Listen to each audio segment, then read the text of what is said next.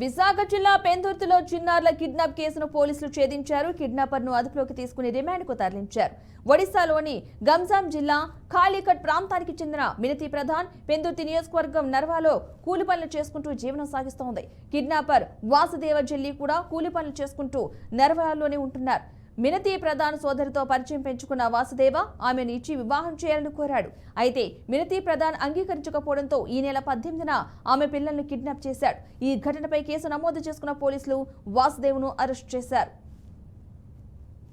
Pendurthi police station పరిధిలో గత 18వ తారీఖున ఒక కిడ్నాప్ కేసు అనేది మైనర్ బాలికని కిడ్నాప్ చేసే సంఘటన ఉంది. ఇందులో మినూతి ప్రధాన్ అనే మహిళ తన ఇద్దరు పిల్లలు బాబు పాప ఇద్దరితో పాటు నరవలో ఉంటూ, అయితే వాళ్ళకి పక్క గ్రామస్తుడు వాసుదేవ్ జెల్లి అని చెప్పి వాసుదేవ్ జెల్లి ఆయన కూడా ఇక్కడ విజయవాడలో పనిచేసేవాడు.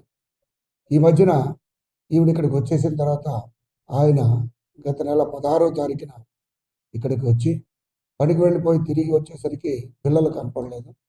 వెంటనే ఆవిడ అక్కడ చెక్ చేసుకుని వాళ్ళందరికీ చెప్పి అక్కడ కాలికట్ పోలీస్ స్టేషన్లో 0 ఎఫ్ఐఆర్ రిజిస్టర్ చేశారు.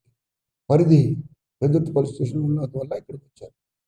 ఒరిస్సా పోలీసులు, ఉత్తరప్రదేశ్ పోలీసులు కూడా సహకారంతో హిమాచల్ ఎస్ఐ గారు ముద్దాయిని అక్కడ అరెస్ట్ చేసి వాసుదేవ్ జెల్లీని అరెస్ట్ చేసి అక్కడ కోర్టులో ప్రవేశపెట్టి ట్రాన్సిట్ వారెంట్ పట్టుకుని ఈరోజు మన వైజాగ్ తీసుకురావడం జరిగింది.